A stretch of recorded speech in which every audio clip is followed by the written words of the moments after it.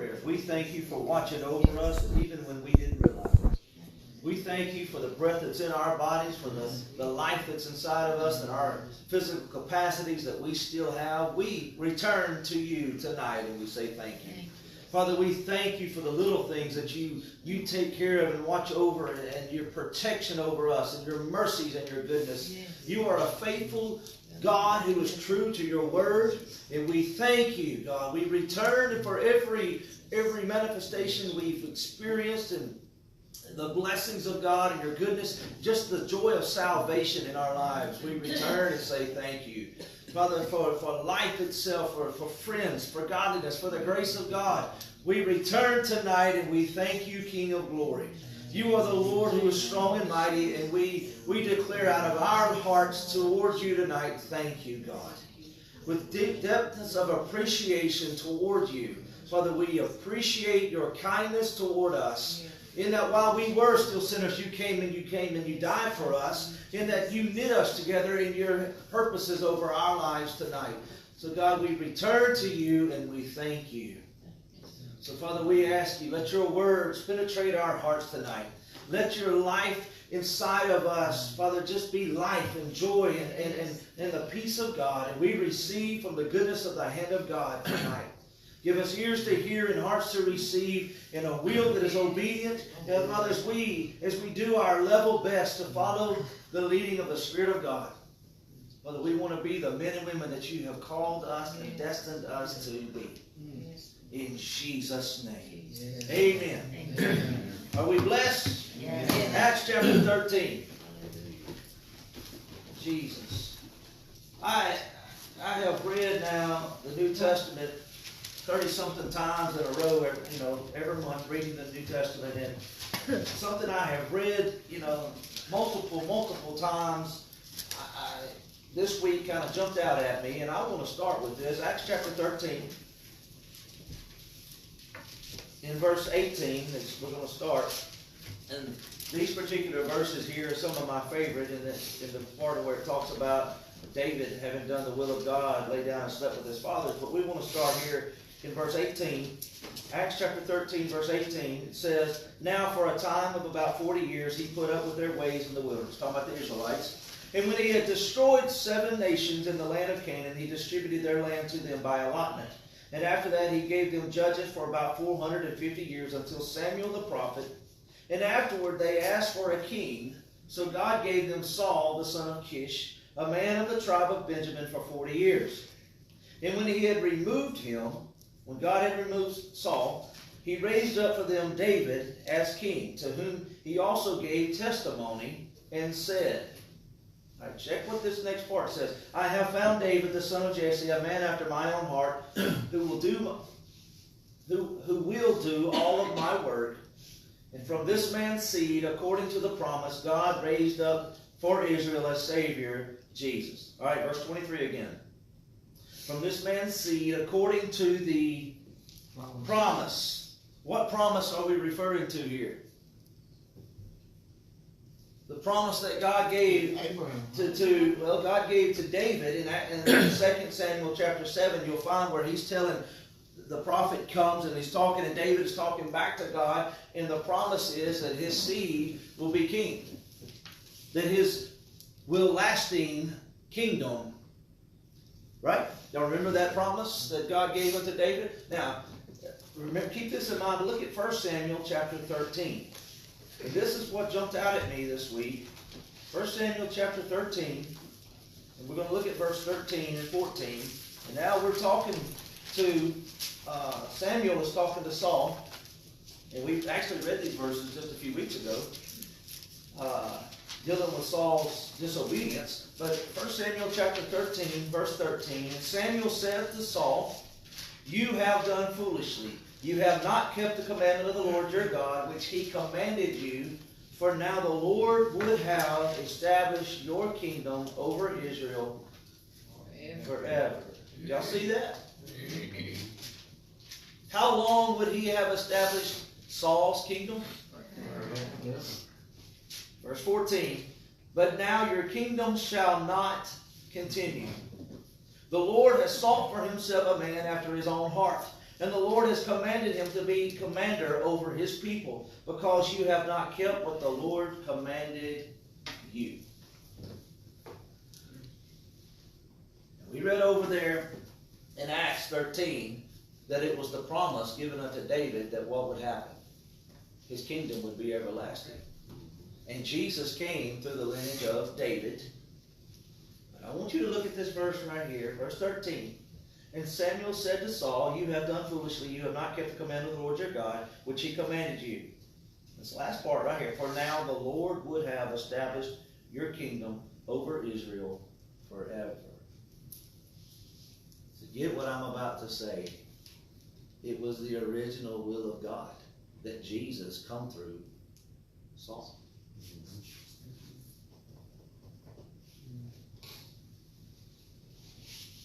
If his kingdom was going to last forever, and it's the same promise he gave David. And Jesus came through the promise to David. But he didn't give it to Saul because of his disobedience. Had Saul been obedient, the lineage of Jesus would have come through Saul. I've never seen that before.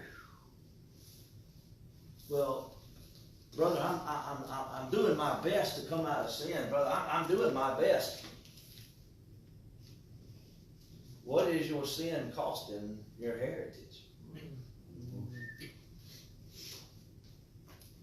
Well, I'm not who I used to be, but I'm better than I was. You know, I'm just a sinner saved by grace. Again, let me ask you, what is your sin costing your lineage? What promise would have been there had you been obedient? Are you getting what I'm saying? It does matter. It does matter. Achan's disobedience caused his whole heritage death. Because they were all stoned right there, and his whole line was killed. Remember right after Jericho? I have never paid attention to this, have seen the fullness of, I'm just saying, the promise that was given to David was originally going to be given to Saul. Can you imagine the difference of how all of this would read had Saul been obedient? The kings that we know would never have been kings. It would have been a completely different line of kings. The whole history of this thing would have gone differently as far as the kings are concerned. Are y'all not reading the same Bible I'm reading here? I mean, this is for me, this was big. I mean, can you imagine if Brother Gary, by some amazing thing, is president next week of the United States of America? I mean, we're talking about somebody, David, who's a nobody, who became king. Okay? And in the scope of America, nothing against Brother Gary, but in the scope of the world, of America and the world, he's a nobody. Right? All of us in this room are nobodies compared to the world and senators and leaders. Well, I'm not a nobody.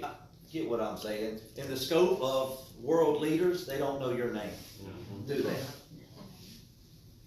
But let's say that God does miraculous. All of a sudden, he's the president of the United States. Well, it could never. Don't tell God what can't never happen. Okay? I'm just saying. President of the United States next week. There he is. And if he's obedient, then his lineage will continue to be presidents per the promise of God. That was the promise here that was given to David. Think about Uriah might have lived out his full life, and those 70,000 people we talked about in that judgment might have lived. Who knows how this whole thing would have read differently. History is being written every day. Your obedience matters. Let me say that again. Your obedience matters. Your disobedience affects everybody around you. It affects this room right here. So does your obedience. The weightiness of that is just incredible. I mean, Mary, that we know as Mary, would not have been married. It would have had to come through a virgin from Saul's lineage, not David's. The whole thing would be different.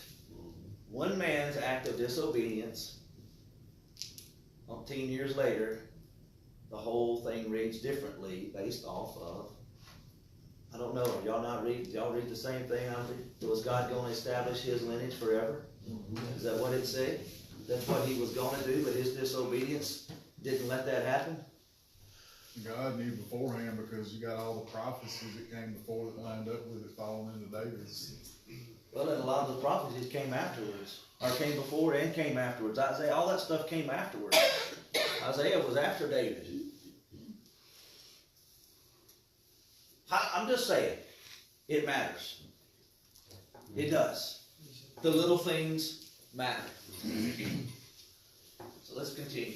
2 Corinthians chapter 10. I asked you to pull this up in the King James Version because of the way this reads. 2 Corinthians chapter 10, verse 4 says, "For the weapons of our warfare are not carnal, but are what? Mighty through God to the pulling down of strongholds." Verse 5.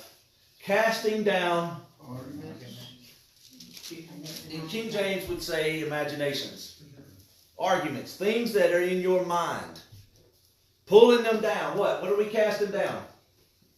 Every high thing that exalts itself against the knowledge of God, and bring into captivity every thought to the obedience of Christ. Now stop right there. Look at these words right here. It doesn't say casting down every imagination.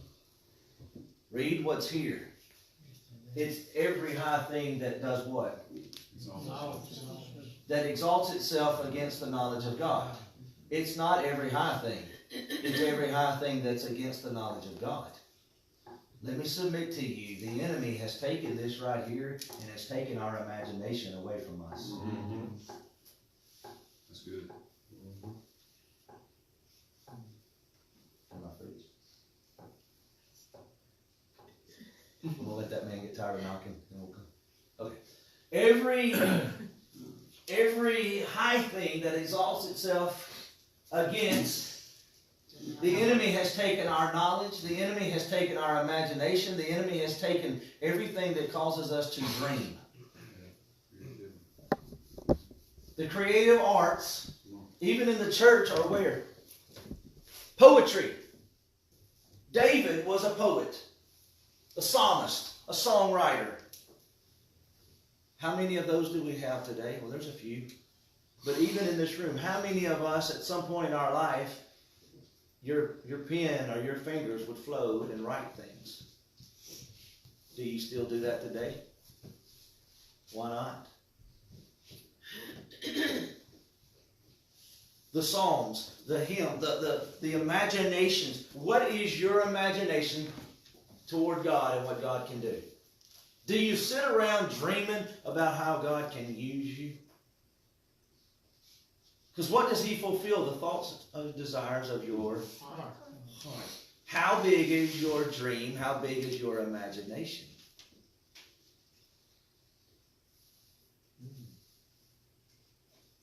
See, you ask a guy like me, and I got a big, vivid imagination. And some people would say, well, you're just too much of a dreamer. What does God want to fulfill? The desires and dreams of my heart. He wants to do what my heart... He had a dream Tuesday night. What did we pray over? He wanted to kill a big buck. Did he not? That was his desire. That was his dream.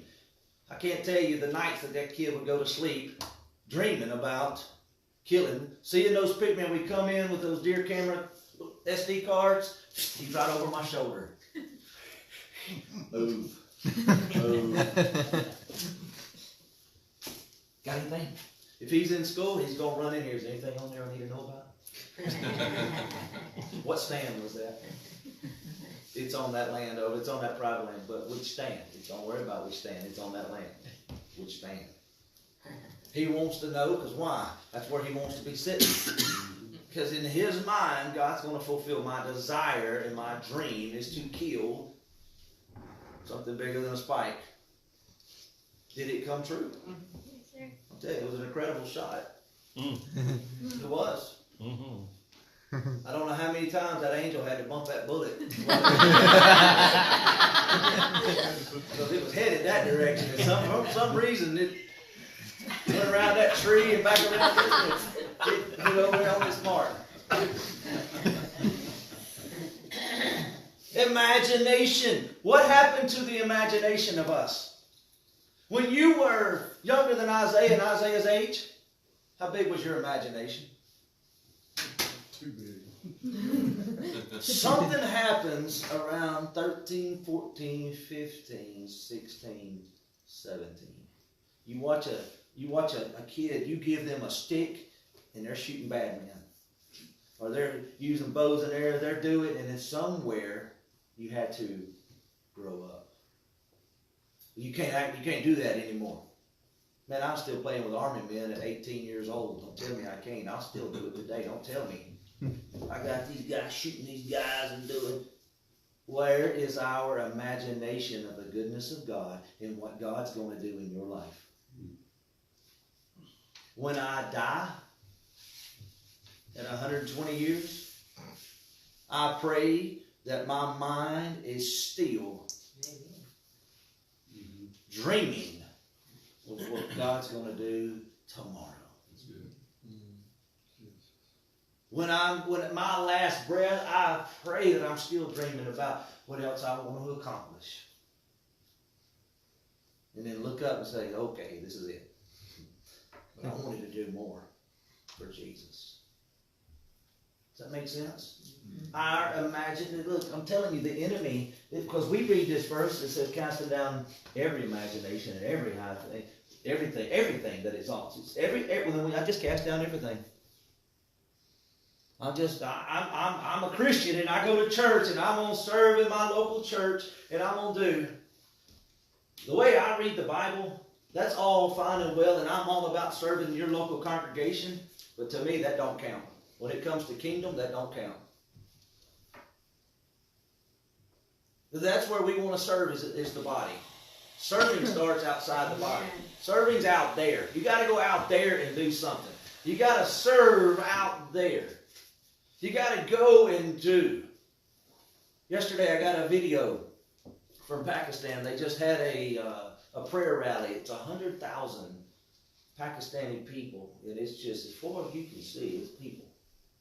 And they sent me a video that they had put together of this prayer rally, and it was impressive.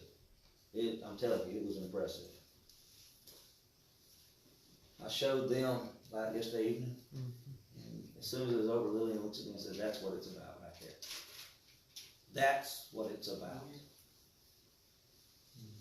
But somebody had to go in order for those people to get saved to start with. But it's so dangerous. You do realize, absolutely, where is it not dangerous? Let me tell you where it's the most dangerous. Out of the will of God. Yeah, that's right. That is the most dangerous place in your life, is when you get out of the will of God. Let me tell you the safest place. It's not in America. Unless America is where you're supposed to be, and it's the will of God. Yes. I don't care what country it is. Fabian in Iraq, when it's the will of God for him to be in Iraq, the safest place he can be is in Iraq until that day comes when God says, today's your day. And it's still the safest place to be because you're in the will of God. It's not about what army is controlling and what warlord and what guerrilla warfare and what. That is not what it's about. Being in the will of God is what it's about. Where you work, and it's not about how much you make and you can make more over here. Are you in the will of God? It's not about, well, I can start a company, and in 10 years we can be financially. That's all fine and well. Is it the will of God? Is that the will of God? That is the question. The question is not what I can do with my natural abilities. The question is, how did I use my talents for the glory of God, in the will of God, and do the will of God, and fulfill what He called me to be with obedience. That is what it's about. But yet in America, we're trained, you go to church, you do your thing, and you take your imagination and you set it right over there, or better yet, as long as your imagination fits inside the pastor's imagination, do everything you want to do. But the moment your dream supersedes and goes outside the boundaries of local pastor, you got to sit down and be quiet. Because now you're in rebellion, you're out of the will of God. Well, I'm sorry to tell you, you have full range to go do whatever God calls you to do. That's right. And whether it lines up with what we as a group are doing or not. If God tells you to do something, you go do it. Do not be disobedient based off of what a man tells you you can and can't do. Well, you're out of order and you need to sit down and you need to submit. We have taken that thing and we've made an idol out of it. And we've made people servants and what's the medieval word? Thieves? What the Serfs. Serf. We've made them a peasant because we try to keep them down. I'm telling you, as people of God, be released to do what God calls you to do. And if God raises you up and you supersede what I'm doing, then glory be to God. I have done my part in helping every one of us get where we're supposed to be. That's what I'm supposed to do anyways, help you fulfill what God called you to do. What can I do to help you be the man and woman of God that God called you to be where you are? Not what I can do to get the most out of you to help me do what God called me to do. That is the general consensus here where we live is you're supposed to help me fulfill what God called me to do. But according to the Bible I read, I'm supposed to help you do what God called you to do more than you help me do what I'm called to do. Because what I'm called to do is to help you do what you're supposed to do. Are we here? Yes, amen. This is good stuff. Amen. Jay, this is how you grow big churches too. Every time I like it, I can hear the air blowing out of the fence. What are we supposed to do? What is that, verse 5? Go to verse 6. Do it. And having in a readiness to revenge all disobedience when your obedience is fulfilled. Okay. I just wanted to finish those verses. Look at Genesis chapter 1. Let's read a verse that we all know, but let's read it with your imagination in mind. Genesis 1:26 and 27 says, Genesis 1:26, then God said, let us make man in our image, according to our likeness. Let them have dominion over the fish of the sea, birds of the air, over the cattle, over all the earth, and over every creeping thing that creeps on the earth. So God created man in His own image, and in the image of God He created him, male and female He created them. Are you created in the image of God? Yes. Yes. Where does imagination come from? Does He have an imagination? Yes. Very much so. Look in the room. I didn't say does He have a sense of humor. I said, does He have an imagination? Yes. Does He have desire over your life? Yes. Does He have thoughts? Does not Jeremiah tell us that His thoughts over you are good? Does He have desire over your life? Does He not have an imagination of what you can do? Then where is ours? Where's our imagination of what we can do in God and what God can do with us, through us, in us, and among us? Where are the dreamers at? Well, you can get kind of weird, Brother Jay. I agree, you can. You can cross the lines, you can get over there in some weird stuff. But because of that, we've stopped everybody and said, you can't drink. Because you might get weird. So you killed everybody's dream to keep the weird out.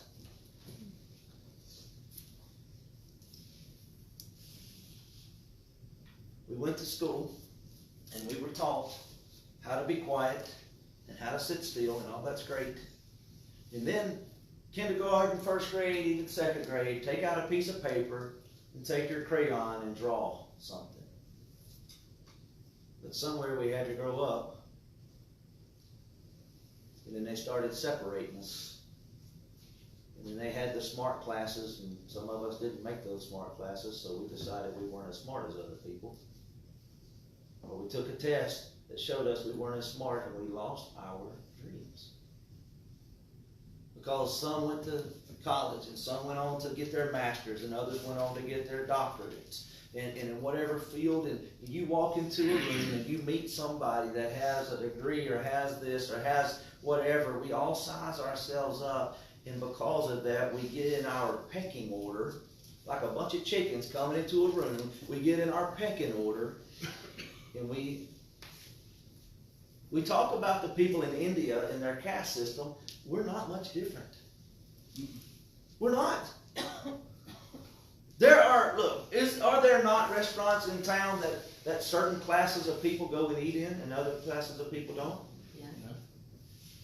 At lunchtime, if you name certain establishments, they're going to be full of construction workers at lunchtime. They're known for that because that's where they go in, they get a good home-cooked meal. Because a lot of construction workers want home-cooked meals. We like those places, don't we, John? Yes, we do. We do. But there's a certain, doctors and lawyers for the most part are not in those particular establishments. They all got Carhartt on and boots and mud on their boots, and they have concrete floors so they can clean them. Because they know who's coming in, getting that fried chicken and that mashed potatoes and a roll and that, the salad bowl's about that big because most of them ain't gonna eat it. They want meat. Y'all know what I'm talking about. Right or wrong. And every one of them know certain day of the week, this is the special here, and this is the special, and they rotate around that stuff. Talking to the rooms, that's a lot of us in here. Right? That's our people, so to speak.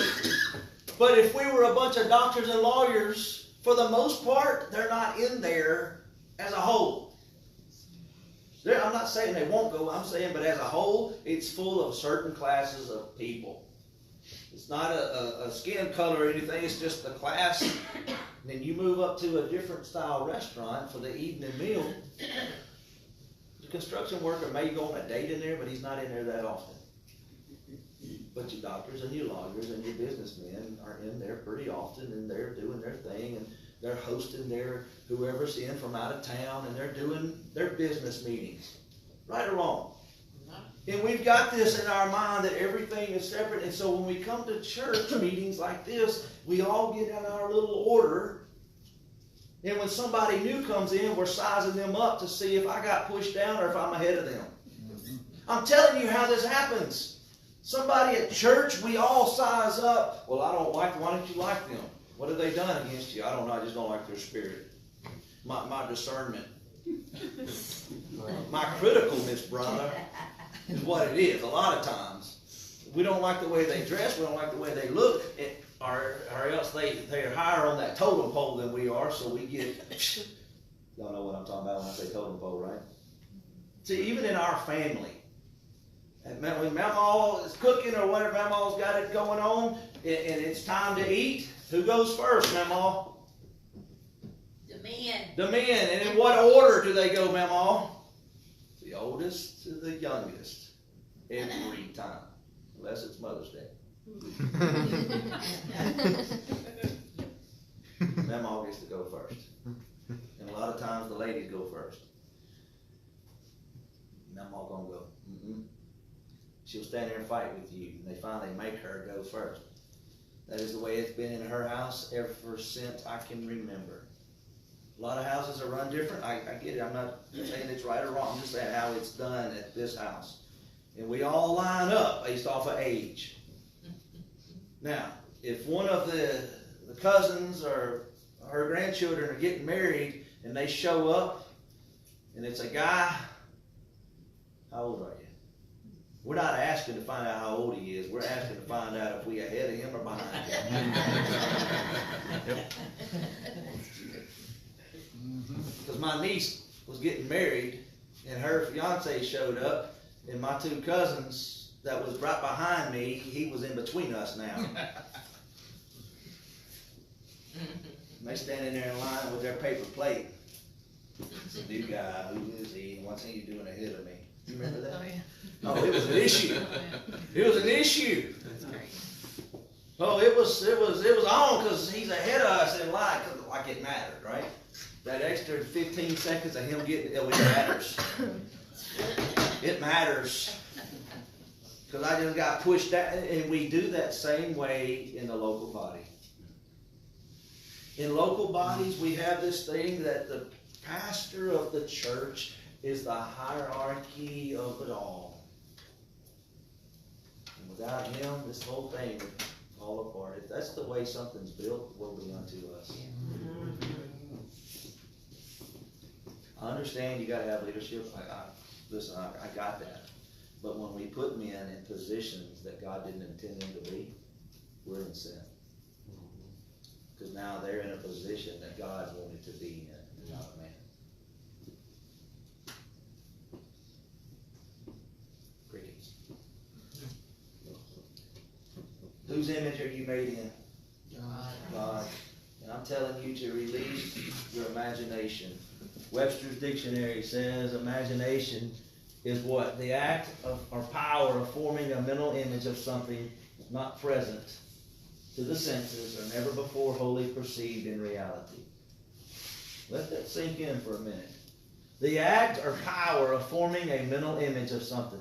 Let me ask you, what do you want God to do in your life? You got it? What do you want to see? And everybody's at a different place. What is your imagination of what you would like God to do in your life or through your life?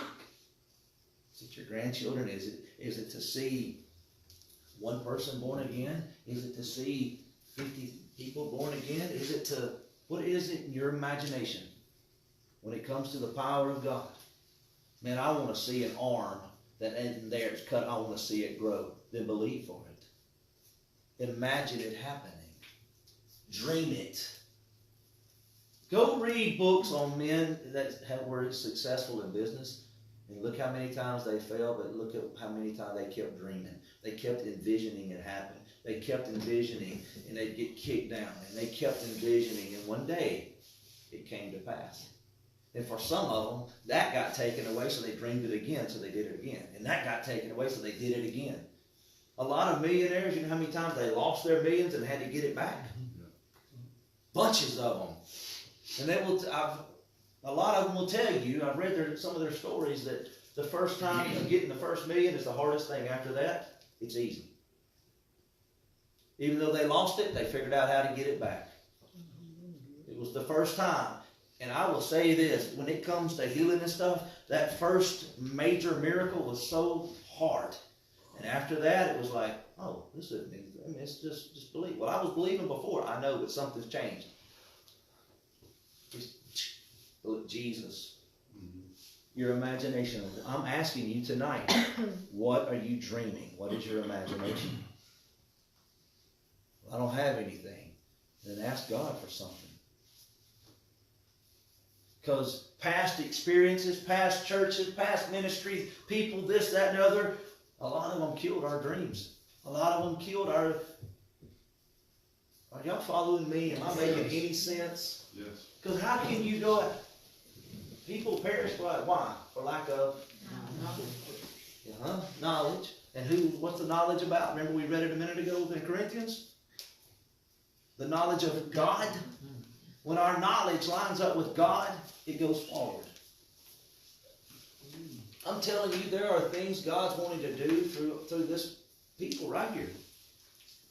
What is there, about 30 of us in this room? Do you know how much potential's in this room right here? Do you know how much imagination needs to be in this room? And if we can imagine it,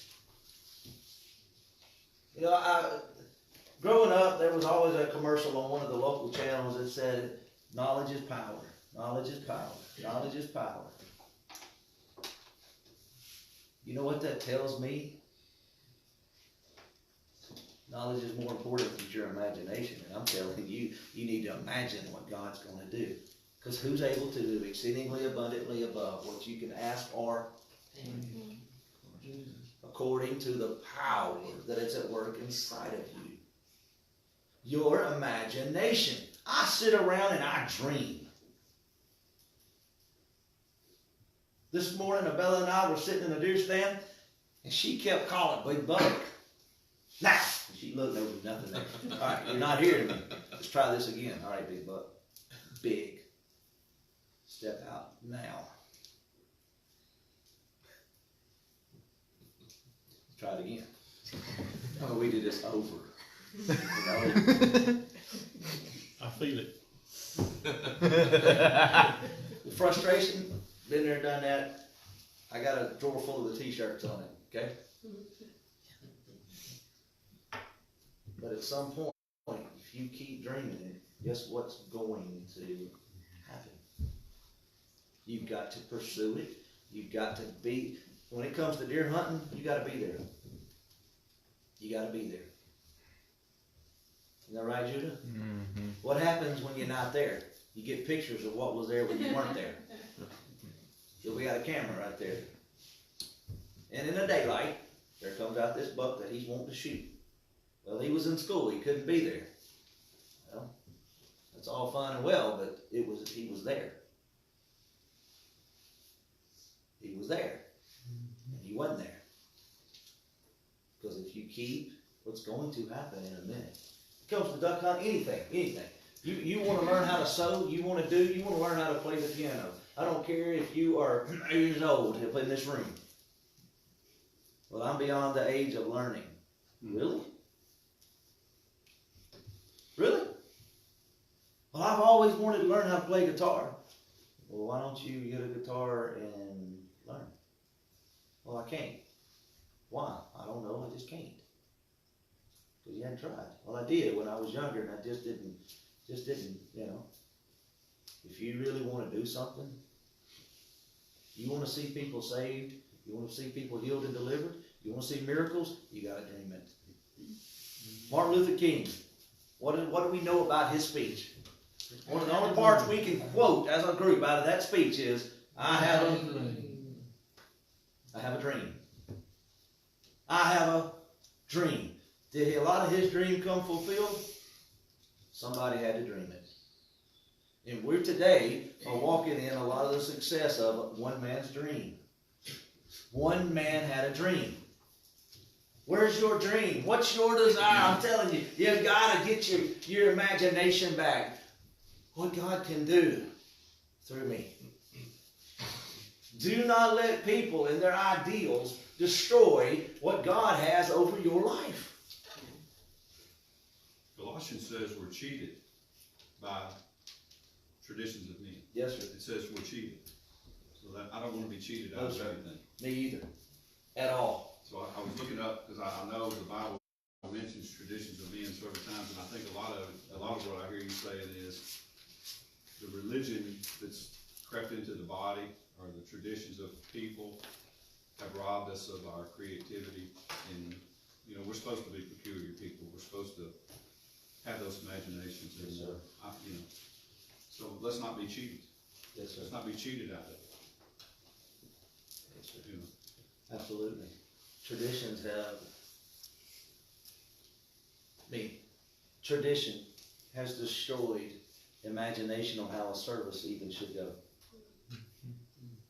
Because we've got it programmed by our tradition. Well, we got to have order. Yeah, we need to look at that verse again, and we need to approach that again. Because order, what you think is order, and order what the Spirit of God thinks is order, probably are not the same thing. Because when I listen to a whole group of people speaking in tongues, it don't sound like order. But when it's ordered by the Spirit of God, it's order. When I hear a foreign language and it does not sound like order, but it is. Your idea of what order is and God's idea are not the same thing. When you have to deal with another culture, when you got a whole group of pastors trying to work together and you're from a different culture, it seemed out of order, but there is an order inside of their order, and it doesn't look like order to your eyes, but it is order because that's what they're used to.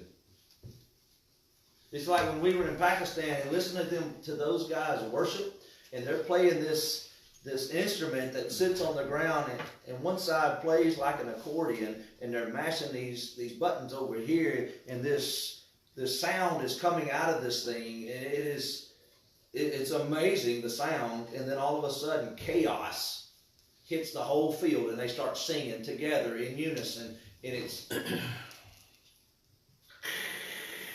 down the chalkboard for me. It just sounds like hollering and just to me. But it's their worship.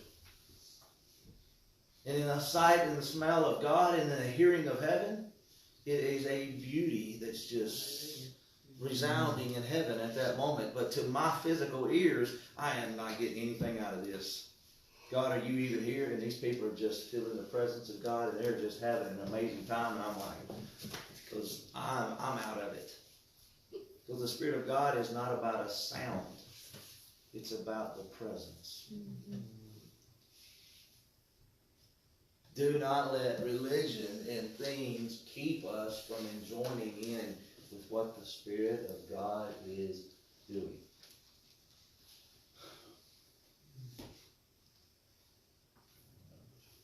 First John chapter 5.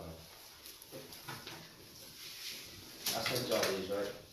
Yes. Okay, then I'm going to condense this down. First John chapter 5, verse 17. All unrighteousness is sin. All unrighteousness is sin. Well, can I do this? Can I do that? Is it unrighteousness? Well, can I listen to this? Can I watch that? Is it unrighteousness? If it's unrighteousness, is it sin? Yes. That's what the Word says. Well, I believe what I can do is it unrighteousness? Then it's sin. Yeah, well, read the next part of that verse. Okay, I'm with you. And there is a sin not leading to death. Okay, I'm not going to argue with you about what that is. Verse 18, we know that whoever is born of God does not. Whoever is born of God does not sin.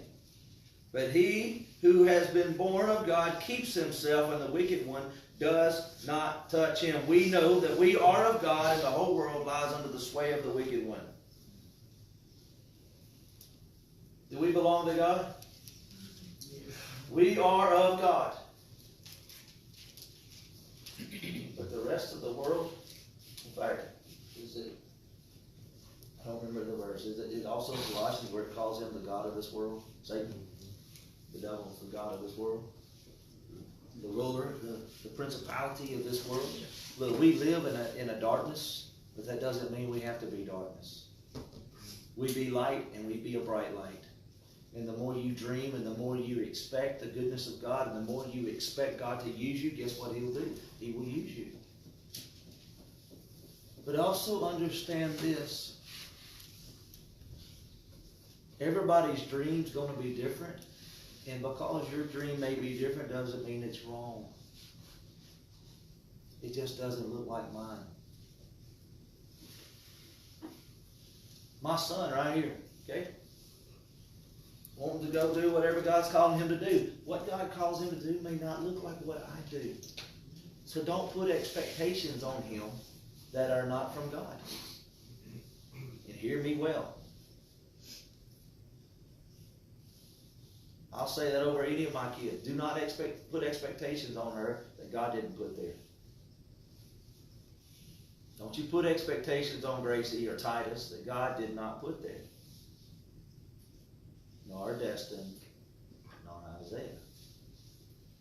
So nobody would say anything about Destin because he's not my son. But he is. But what if God calls him to do what I do, but calls him to do something different? Are you hearing me? what we do is we say, well, that's his biological son. He's gonna tell you, he's gonna run this thing one day, and he's gonna do. See, you're putting your expectation on what you think God's gonna do in him. And now you just limited him as great as whatever you said it may have done. What if it pales in comparison to what God wanted him to do?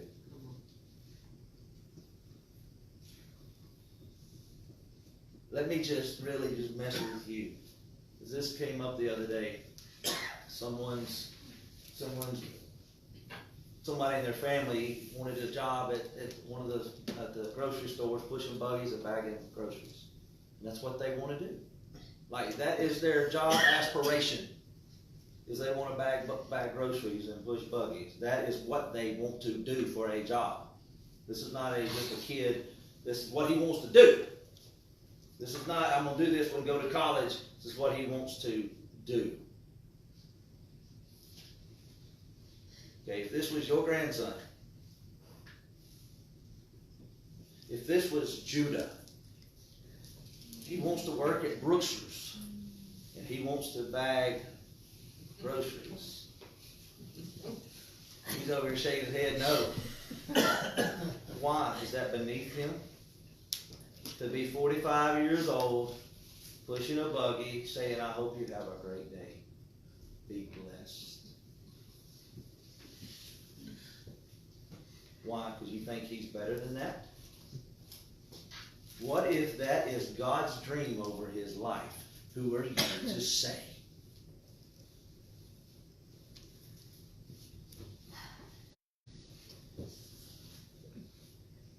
Well, you talk about getting quiet. Yeah. I'm just saying. Well, my son's gonna do. He's gonna do what? Now you just told him what they're gonna do, and if they don't live up to your dream, they feel like a failure. I do not in any way want to put expectations on any of my children of what I think they should do. What is the will of God?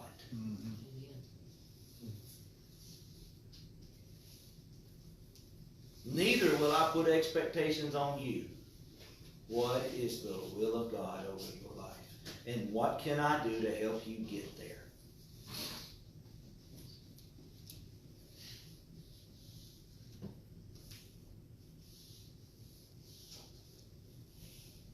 Okay? JT was growing up, he grew up around me. His mama told me one time that he'd be a Supreme Court justice.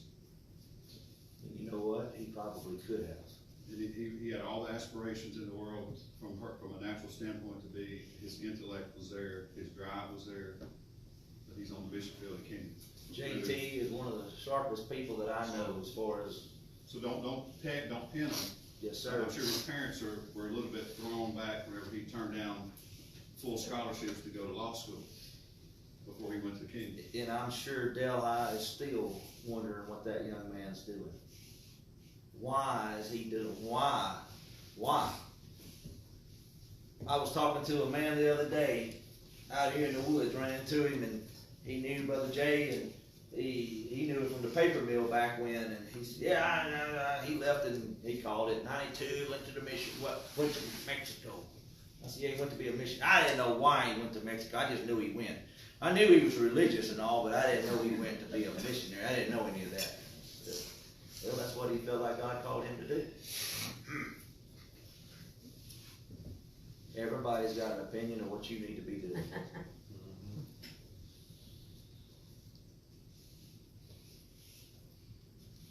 I'm just telling you, everybody's got an opinion. In this room, if walks in one day and says, I'm quitting. I'm not running this plant anymore. I'm not doing this. I'm going to the local, the new grocery store down there, and I'm getting a job. I'm gonna stock shelves at night, because that's what I feel like God's called me to do. Lifestyle would have to change, I'm quite sure. I'm just saying, a lot of stuff, because salary would change. A lot of stuff would change. Being in the will of God. Does that change? No. You gotta be in the will of God. Period. but in the will of God you dream. Because what if your dream leads you somewhere other than what everybody thought you would be doing?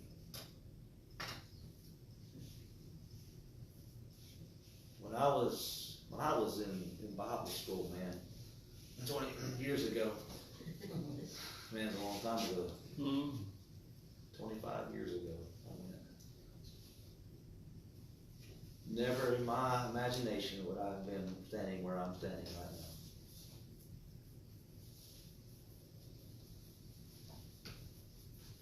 When I went, I was gonna pastor, I was gonna have a huge church, I was gonna do this and this and this, because that's what I thought I was doing. I just heard you. Well, it may come one day. Nobody came and prophesied all this to you back then? He would have had to be probably back then. Home church stuff was not anything. So how big is your church? As big as Jesus. It's as big as Jesus. But I'm just saying, I don't know what tomorrow holds and where it will take me. You've got to move in the will of God. I hope I know where it takes me in the morning, but I don't ever know that for sure. Because when I wake up, God, is it okay if we go do this today? Every day. Every day. Every day. This is what I'm planning to do, God. Is this okay? Well, you don't need to be sitting at a deer stand.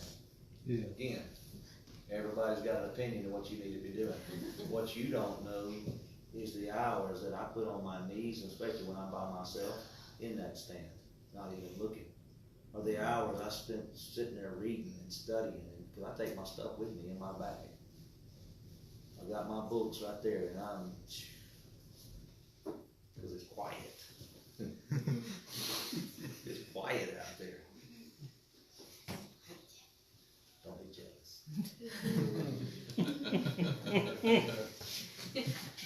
John chapter 5, let's finish this. John chapter 5. Please don't settle. Don't settle for opinions. Do the will of God. Yes, you listen to counsel. Yes, you listen to the wisdom of other people. But make sure that what you're listening to is in the sphere of your dream and what God's calling you to do. You listen to counsel and you be directed. I'm all for that, but you've got to follow the leading of the Spirit of God and not be squished down or sequestered and pushed aside by opinions. John chapter 5, verse 17. Jesus answered them, my Father has been working until now, and I have been working. Therefore the Jews sought all the more to kill him, because he not only broke the Sabbath, but also said that God was his Father, making himself equal with God. Verse 19, this is the verse right here. Then Jesus answered and said to them, bless you, most assuredly I say to you, the Son can do nothing of himself, but what he sees the Father do. For whatever he does, the Son also does in like manner. Verse 20, for the Father loves the Son and shows him all things that he himself does, and he will show him greater works than these, that you may marvel. The works of God. Do you know how many of us God is trying to show us things and it's through your imagination?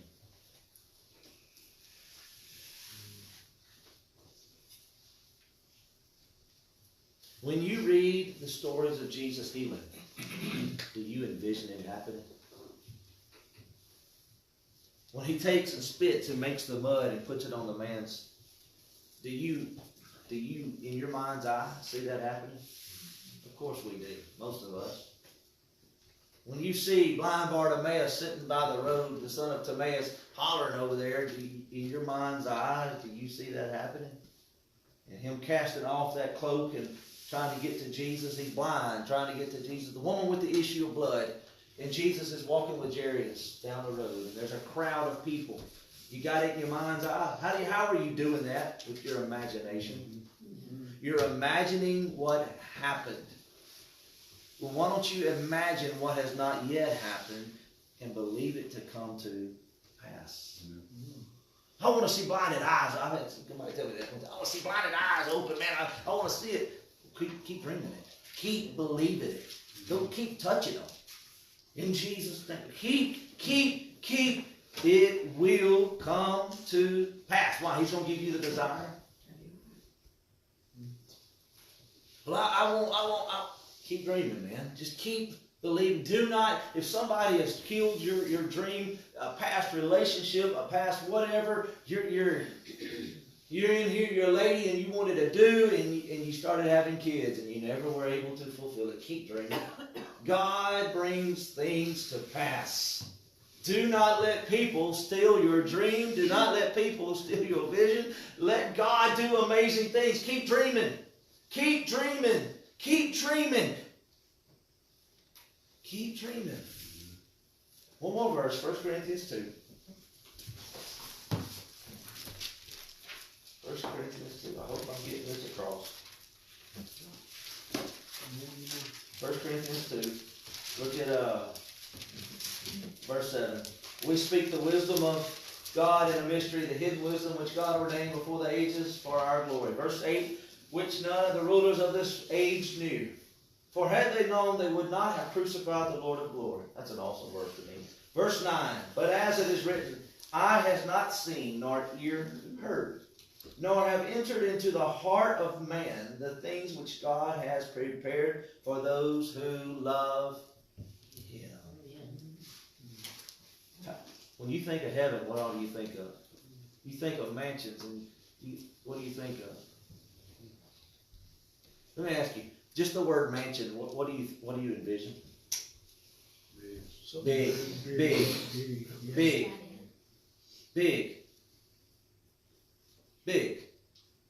Magnificent. It's big. Mansion is not the little one-room shack, little shotgun house. That is not a mansion, is it? No. Not unless you live in a hut. Just say it's perspective. But when we think mansion, we think big. Behold, I go to prepare a place for you.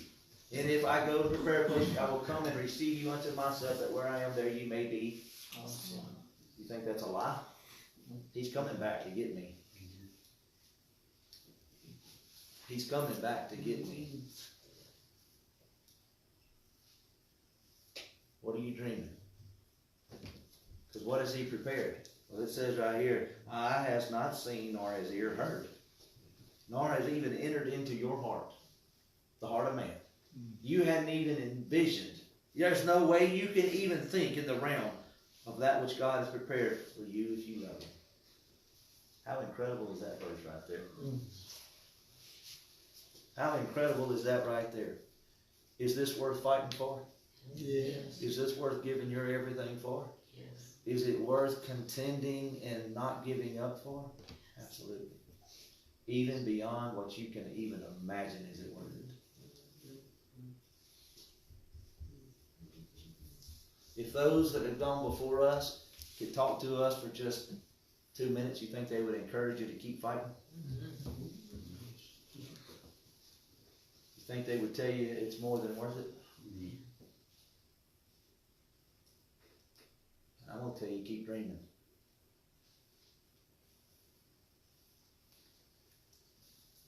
See, for me, it's not about the meetings, it's not about miracles, it's not. I have one goal. It's not about heaven. It's not about the streets of gold. It's not about the pearly gates. It's not about any of that to me. I just want to see Jesus. I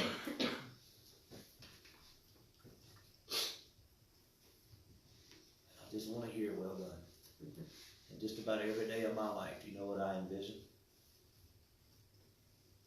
I sit there, my chair gets moved, it sits right here during the week. One of Miss Evelyn's in over there. And I sit there in that chair, you know what I do? I sit there and dream. The dreams that God put in me, I dream. The stadium's full. People running. healings, miracles. It's gonna happen. Yes. It's gonna happen. Do you know what else I sit there and dream? My eyes closed for the last time, and I see Jesus. That's what I dream about. Well done, thou good and faithful servant. That's all that matters to me. Afterwards and where it doesn't matter to me. I want to live my life serving Jesus, serving others, and I want to hear well done. That's it. Welcome, friend. What other word can you hear? When it talks about Abraham was known as a friend of God, he wasn't known as a preacher, an evangelist, he was known as a friend. What greater thing can be said about a man than he was a friend of God? Abraham didn't preach big meetings. Abraham didn't see blinded eyes open that we know about. He didn't do what we call greatness. He met with God, and he was known as his friend because he trusted God against all hope. It talks about it in Romans. And he didn't waver. He didn't give up. He waited on the promise. Again, we're back to a promise. So what is the promise that God has for your life? Don't give it up for disobedience. It matters. Keep dreaming. Keep being obedient. And let's watch what God will do through a group of people that will just humble themselves and serve. And just say, God, it doesn't matter what you call me to do. I am willing to do what you want me to do. Here I am. Use me. Send me. For the glory of the kingdom. Father, I ask you to let your words seal upon our hearts. Let the greatness of your name be known through our lives. Your peace we receive and your peace we give. Your love we receive and your love we give. Through the greatness of your grace and your mercy over our lives. Your faithfulness. We love you, King of glory. For you are the Lord strong and mighty. May the Lord bless you and keep you. May the countenance of God shine upon you and bring you peace. Be blessed by the mighty one of Israel. Yesu me and follow me, Shetani follow me, no one go. Jesus is King, the devil is still a liar. Be blessed by